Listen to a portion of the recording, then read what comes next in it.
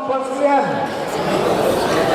sekarang ini kita sedang berhadapan dengan banyak masalah, ya. Dan UMNO baru saja mengadakan perhimpunan agungnya. UMNO has just concluded its annual general meeting, ya. Seperti biasa, isu Melayu, isu Islam dimainkan untuk membakar semangat orang-orang Melayu, ya. Dan beberapa hari yang lalu, Universiti Taman Timara sekali lagi mengadakan satu seminar yang kononnya membincangkan soal penyebaran Kristian di kalangan orang-orang Melayu. Saudara dan puan sekalian, nama saya pun dikaitkan, ya. Saya baca dalam satu portal media, portal berita, nama saya dikaitkan, buku saya dipetik kononnya seolah-olah saya menyokong program seperti ini. Saudara dan puan, petikan daripada buku saya itu telah pun disalahgunakan. Saya tidak pernah katakan bahawa, ya, menggunakan rakyat untuk menakutkan rakyat itu sesuatu yang sah, ya. Saudara dan puan, walaupun perlembagaan negara kita membenarkan, ya, wang rakyat taxpayer money digunakan untuk tujuan Islam, dia bukan satu alasan untuk agensi-agensi kerajaan seperti YPM, seperti Jabatan Kerajaan untuk menghitam agama-agama lain, ya. This is not an excuse for the government or public agencies to use public fund to belittle or to make people afraid of their religion and so on, or to deny or to threaten the religion or the freedom of religion among the people. Saudara perempuan sekalian, ini satu perkara yang kita kena jaga, ya. Sebab selagi UMNO dan BN berkuasa, selagi itulah mereka akan terus memainkan sentimen perkauman, sentimen agama ini untuk menakut-nakutkan rakyat, khususnya di kawasan-kawasan kampung, di kawasan-kawasan luar bandar, ya. Tetapi alhamdulillah setakat ini kita tengok di negeri-negeri yang UMNO kuat seperti Johor, ya, kita melihat ada sedikit perubahan. Dan kita mengharapkan dengan masalah, dengan pemecatan yang dihadapi oleh Tan Sri Muhyiddin Yassin akan memudahkan kita untuk menang di negeri Johor, tuan-tuan dan puan-puan. Satu isu yang saya nak bawa malam ini adalah isu mengenai Akta ataupun Undang-Undang Majlis Keselamatan Negara. One of the most important issues that I'm going to talk about tonight is about the tabling and indeed the passing of a bill which seeks to establish a council called National Security Council, which is basically a council to give the Prime Minister absolute power, even when he is in a minority situation. And this bill has been passed by the Dewan Rakyat and now is being tabled in the Dewan Negara or the Senate. It is very unfortunate that the President of the Dewan Negara, Tan Sri Abdullah Ujang, mengatakan bahawa mereka tidak mahu untuk berjumpa dengan ahli-ahli civil society yang dipimpin oleh Datuk Ambiga Srinivasan untuk menjelaskan kesan undang-undang ini kepada daerah negara. Tuan-tuan dan puan-puan sekalian, mengapa kita menentang akta ataupun bil ini? Why do we attack, why do we oppose this national security bill? Seperti yang kita maklum, ISA telah dimasukkan, darurat telah pun ditarik balik, ya. Tetapi tuan-tuan dan puan-puan sekalian, kita sekarang ini terpaksa berhadapan dengan banyak akta-akta akta ataupun legislation yang lebih teruk daripada akta-akta yang telah pun dilanjurkan tadi, seperti akta perhimpunan aman, seperti SOSMA, seperti kota, seperti pindaan kepada akta, kepada penal code ataupun kanun kejaksaan yang digunakan untuk menangkap tokoh-tokoh seperti yang berhormat Saudara Tony Puah, ya, yang kononnya dikatakan menjalankan aktiviti yang bertentangan dengan demokrasi berparlimen. Saudara-saudara sekalian, sekiranya akta ataupun undang-undang yang melukuhkan Majlis Keselamatan Negara ini diluluskan, Perdana Menteri akan mempunyai kuasa yang meluas, ya, dan pada hakikatnya akan mengenapikan yang diperbuat agung. Mereka mengatakan bahawa akta ini bukan suatu akta atau undang-undang yang memberikan kuasa kepada Perdana Menteri untuk mengisytiharkan darurat seperti yang berlaku pada zaman Dr. Mahathir.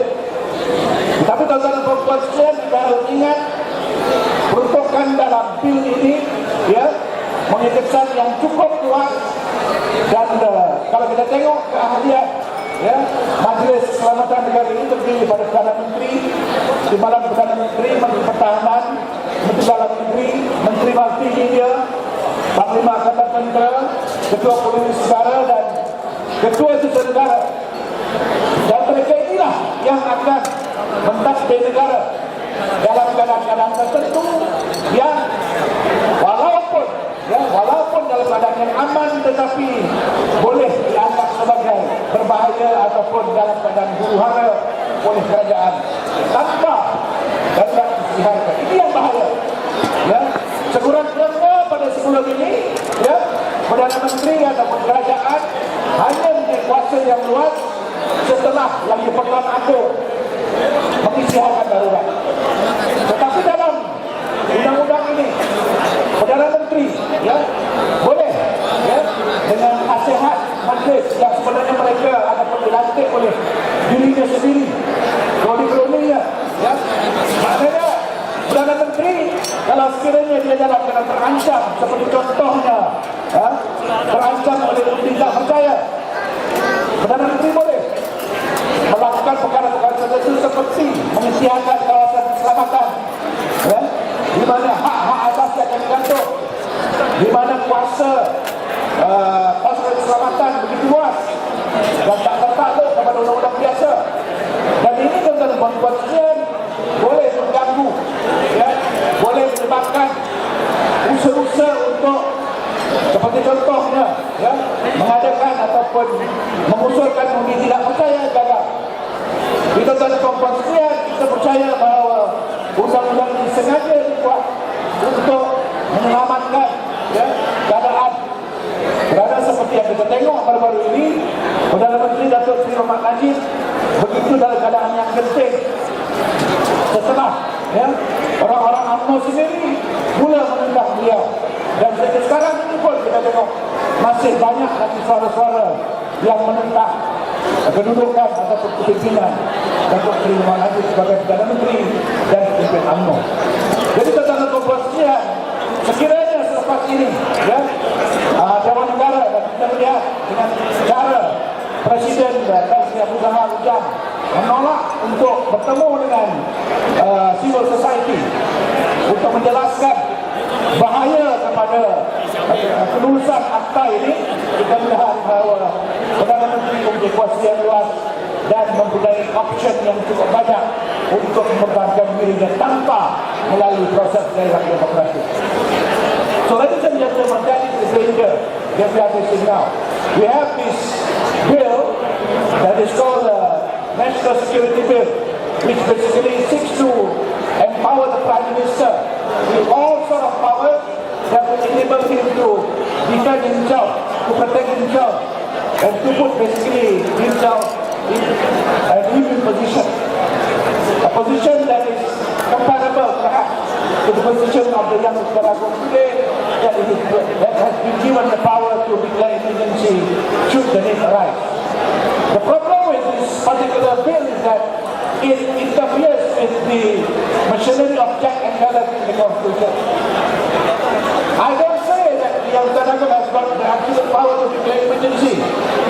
But with the passing of this particular bill, the Prime Minister will have the option, will have the liberty, or in a very quite easy to have a situation which is basically comparable to emergency.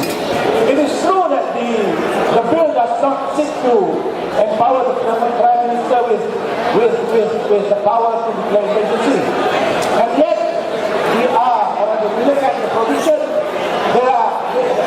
these are basically no less than what is there under Article 150, which empowers us yang dilaksanakan to declare emergency. So, ladies and gentlemen, that is probably the last nail to the coffin, because we have been troubled, we have lived in this system where you have all sort of legislation, all sort of laws that take away your liberty, your right. So this particular bill, which gives the Prime Minister of the day, the sitting government, all sort of powers to even to destroy your property without any recourse to ordinary law, will make it very handy for the Prime Minister.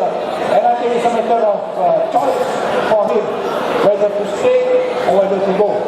Jadi tuan-tuan dan puan-puan, satu perkara yang sangat-sangat berbahaya, dan inilah mungkin satu perkara yang mungkin tuan-tuan dan puan-puan perlu maklumkan kepada kawan-kawan, kepada mereka yang masih belum nampak lagi, belum sedar lagi tentang bahayanya membiarkan atau mengekalkan UMNO BN berkuasa.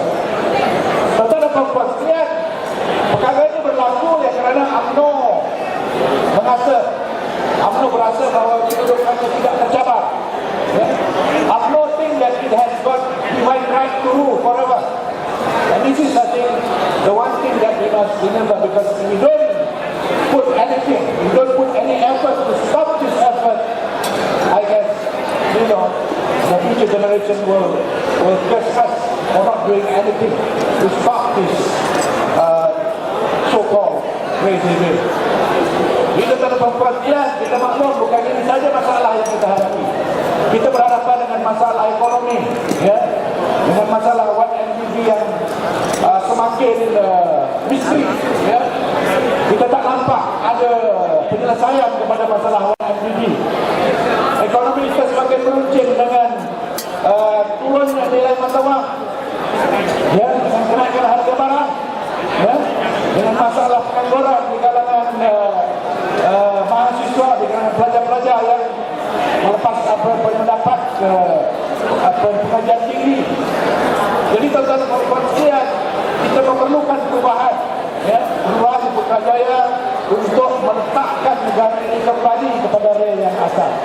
We need to put stop to all this nonsense. We need to put a government that is willing to commit itself to change. Kita akui tidak mudah untuk berubah. Kita akui tidak mudah untuk membetulkan keadaan. We understand, we realize that it is not an overnight change. It's not a simple mantra to change the situation, but we got to do something. And on your part, ladies and gentlemen, it's very crucial that is to put this government that is willing to look at all the legislation, a government that is transparent, a government that is willing to submit itself fully to the notion of accountability and responsibility in Parliament, to have a Parliament that is really able to check the government, really able to put the government into account, judiciary that is independent. Another institution, of course, the media, the civil service, and willing to allow the state to assert their autonomy in law. It's very important that the country is being put back to its original rail, so that the future generation would be able to see the country prosper and progress as it ought to be. Saudara perempuan sekalian, kita sudah merdeka lama, hampir 60 tahun. Tetapi kalau bandingkan dengan Singapura, banding dengan harta negara-negara Indochina dan Myanmar dan Indonesia, kita dalam keadaan ataupun kita dalam berbahaya atau ketinggalan kalau tidak membuat perubahan. Jadi tuan-tuan sekalian, saya fikir itu sajalah yang saya nak sumbangkan pada malam ini. Saya ucap tahniah kepada kawan-kawan yang menganjurkan majlis malam ini. I would like to congratulate my friends who worked very hard to organize the tour tonight. I hope this will become a great, a big part in our moving forward towards Putrajaya, and we hope that we'll be able to maintain Selayar, and of course all the donors inside, and hopefully in G14 we'll see a real change in Putrajaya. Sekian, terima kasih.